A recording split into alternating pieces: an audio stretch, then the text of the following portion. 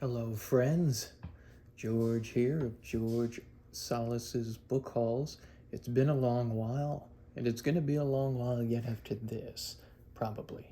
But I wanted to make this video to get this gigantic stack of books off my desk and try to stuff them into the nooks and crannies of the bookshelf or anywhere else I could possibly fit them. The thing is, I went to New York again in February recently. This past February, had a hell of a time meeting wonderful people for the first time or for the second time. And the first person I met up with was the one and only James McCourt. He's the last great experimental queer writer of his generation. And we talked about his friendship with Susan Sontag, Harold Brodsky, Harold Bloom, and many others. Just a guy who's full of stories, full of life, and because he studied at the Yale School of Drama, he was quite animated and did accents and all kinds of things. He showed me his Pharaoh's tomb, his apartment, which is full of books and knickknacks and a life's worth of curios. So I brought this copy with me to get signed. It's his first novel from, I believe, 1975. It's titled Mardu Gorgeous. It features the titular opera singer. And this is a capital NY New York novel, but also a capital O opera novel about the opera scene that has long since vanished from New York, at least in this form. And I'm a bit of a fish out of water when it comes to opera.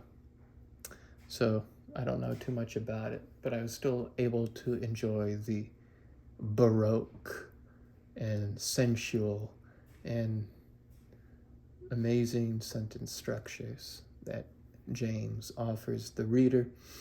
And yeah, so we traded each other's books to get signed. And I guess I put this on upside down. He gave me Mardu Gorgeous, the fictional character's signature, with a phrase in, is that Latin or French? I don't know. I haven't looked at it closely yet. But also, at February 15th, for George, with affection and esteem, James McCourt. If you are at all interested in opera, I cannot recommend this novel highly enough. And it was actually published thanks to the championing of Susan Sontag. So that's the first one. And this one came out in 2008, now Voyagers. And this also features Mardu Gorgeous. It's something of a sequel, and there's supposed to be, I believe, 3 parts, 3 books. This is book 1. The other books never came out. I was dying to know if he ever finished writing them, and fortunately, he told me he has finished writing them. He just needs a publisher. That's usually how it turns out. But yeah, this, although it features the same characters, written in a much more evolved style, much more mature style. There's the John Hancock for you. Should I give you a little tease? I say just go and get a copy for yourself. How about that? So, these are the 2 books I brought to get signed. And then James had to take a nap, so I went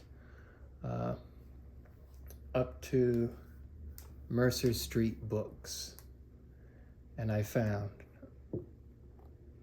Severo Sardue, I don't know how to pronounce that, his Cobra book, and it combines two shorter novels, translated by Suzanne Jill Levine, whom I interviewed or published an interview with in the Kaleidoscope. I asked her a couple of questions, but the interview was conducted by a contributor whose name escapes me. And lo and behold, this has an introduction by James McCourt, published by Dalkey. Look at this guy with his Peter Pan hat. He looks like a character, all right. But yeah, this has been on my list just because I vaguely remember it being Latin American fiction, which I love, and there will be plenty more where that came from in this pile, and Baroque sensual sentences, also what I love. The same bookstore I found this extremely rare, beautifully well-kept edition, first edition of Marks of Identity by Juan Goytisolo, translated by the great legendary translator Gregory Rabassa. And what I do know of this gentleman is that he often writes in very long sentences. So you'll get towers of text here. And yeah, there's going to be more where he came from too. So the same bookstore, Mercer Street Books, I found The Wake in Transit by David Heyman. I was not familiar with this title, but they had a whole table dedicated to James Joyce, and then an even smaller section on the table dedicated to The Wake. And I found this at the very bottom. And apparently it's fairly rare. And since it was a good price, I didn't want to pass it up. And it includes sections of The Wake, primordial sections. I thought there was some photos in here of it, but I can't seem to find that now. But you can see an example here on the cover. So this is something I'll definitely dive into at some point. And The Case Worker by George Conrad. This is supposed to be a kind of precursor to one of the best books I read last year, and that was The Nihilesthete by Richard Kalisch. I can't remember if Dick was directly inspired by this or if they were simply just parallels. I think he was directly inspired. But if this is half as good as The Nihilesthete, it's worth reading. And it may even be better for all I know. But this is a first edition, and it's translated by Paul Aston. Yep, this is supposed to be very disturbing, and I recently read a review of it by Paul West in his awesome collection of reviews and essays titled Sheer Fiction, and he definitely sold me on that. So all that was my book haul from Mercer Street Books. And then the next day of my trip, I met up with Michael Brodsky. This is one of his books that I brought to get signed. We met up at a nice vegan Asian restaurant, and he took a lot of time to think of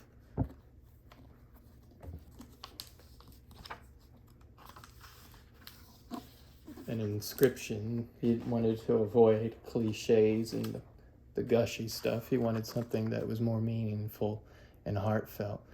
And it reads, "Dear George, I wish you a long and immeasurably fruitful life in literature.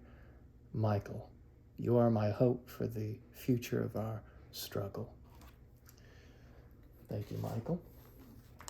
Now, Michael's latest book is finally coming out after a decade or so of trying to find a publisher. I helped him find a publisher with who else or what else but Tough Poets Press. It's titled Inviticum, and it's almost 1,500 pages, and it should be a masterwork. It should be his opus. So prepare yourselves for it. It might be coming out closer to the end of this year or near the beginning of next year. But I can guarantee you, based on what I've read of Michael so far, that it is worth your eyes. And the other one I brought for him to get signed was Wedding Feast and 2 novellas. This has illustrations by the other Michael Haftka, who is also providing illustrations for the upcoming novel Inviticum. And this one, Michael wrote, "Dear George, on many levels, you are a great force for hope in literature. May your new novel reap the respect it deserves." Again, I really appreciate those words, and they mean quite a lot to me. Speaking of Susan Sontag, I also got a nice, interesting story about Susan Sontag from Michael. But now that the words are coming out of my mouth, I remember he hadn't told it to anyone. He had been saving it inside himself and only recently unburdened himself to tell me about it. And I'm not going to share it. I'm going to keep that between us. But we did talk about a lot of great things, literature, authors, all the good stuff. And we actually went to the Argosy together. That's the next bookstore on the stop. The Argosy has levels, almost 6 levels, I think, of books. The fiction is in the basement, and the bookstore is one of the oldest of all time, I believe. I think it's almost 100 years old. And I found this. This was recently reprinted with NYRB, but I'd rather have the hardcover. Gregor von Risori's The Death of My Brother Abel, translated by Joachim Niergerschel. This is not only a first edition, mind you, but look at this. It's signed.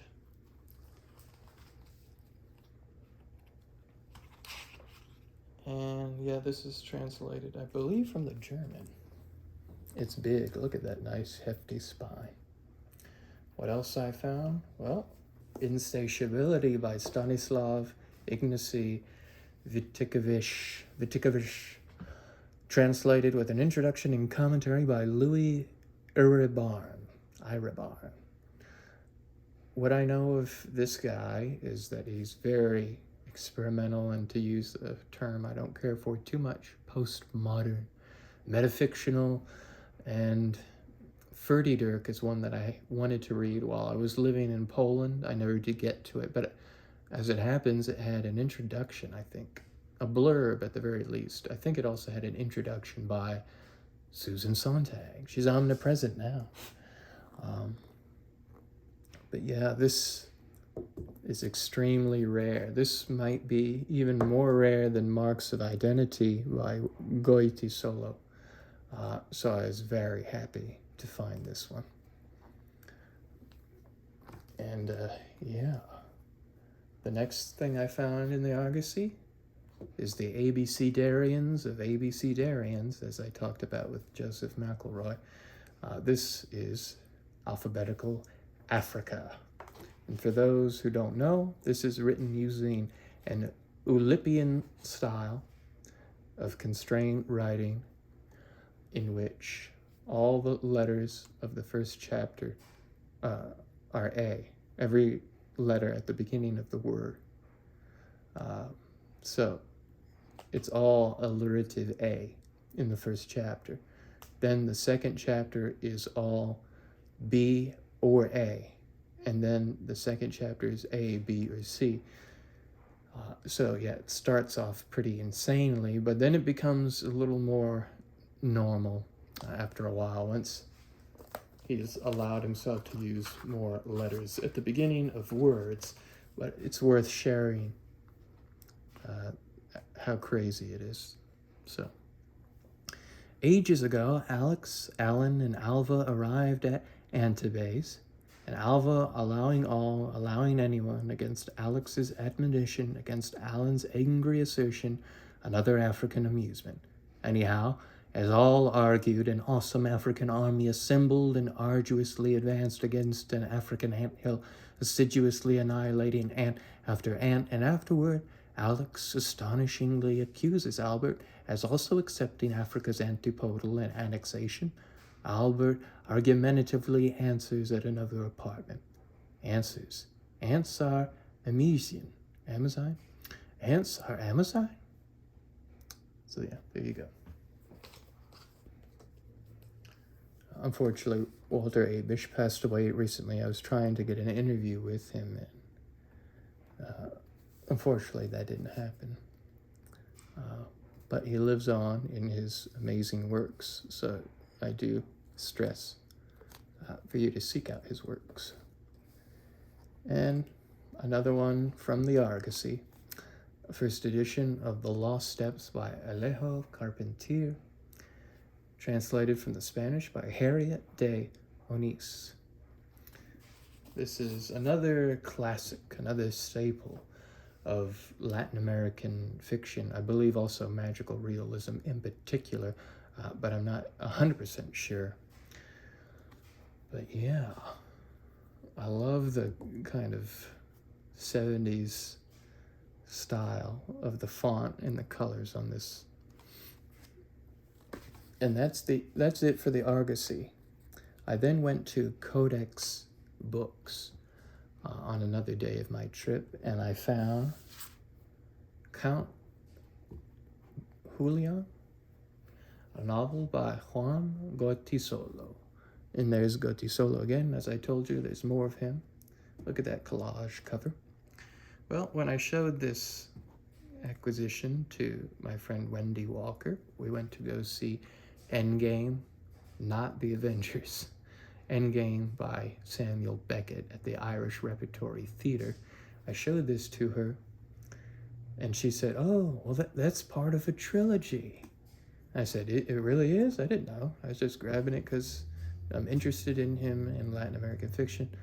And as it turns out, these are the first two books in his trilogy. Thankfully, the third one is the least rare in the trilogy, so it won't cost me too much of a pretty penny to complete that one. But what makes this extra special, as if it wasn't already special enough, promotional materials.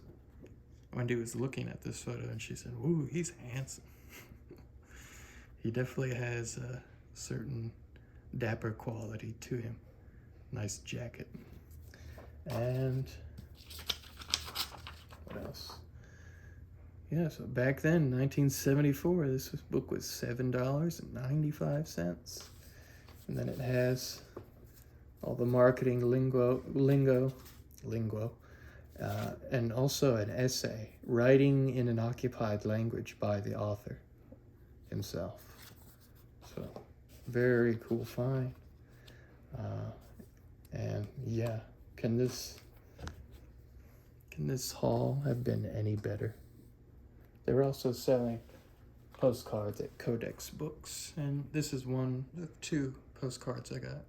Del Toro, and I actually went to the MoMA again, and they were showing all the props and things from Del Toro's Pinocchio, which is one of the best films I watched last year. So I was very glad to find this too, because it features Pan's Labyrinth, Kronos, and the Devil's Backbone, all of which I've enjoyed. Pan's Labyrinth is my favorite, and another postcard I got was from Studio Ghibli. Anyway, here's the book haul. I hope you enjoyed this video. My posting will continue to be very infrequent as I finally finish Morphological Echoes, the novel I've been working on for the past 7 years. I'm currently beyond 50,000 words in a single section that's set on the Titanic. So once I finally finish that, there's only a handful of sections left, and I'll definitely be finishing this year. Once that's done, I will probably, I don't know if I'll post more videos on this channel, but I'll put more work into my podcast, reading more stories, interviewing more authors live, and chatting with friends about books. Anyway, I hope you enjoyed this one-way exchange, and comment, let me know if any of these books, if you've read them, what you think, or if you want to read any of them, and tell me, what have you found recently in a bookstore? Tell me about your hauls, because I love living vicariously with my literary friends. Anyway, thanks for listening and watching, and I'll see you whenever I see you.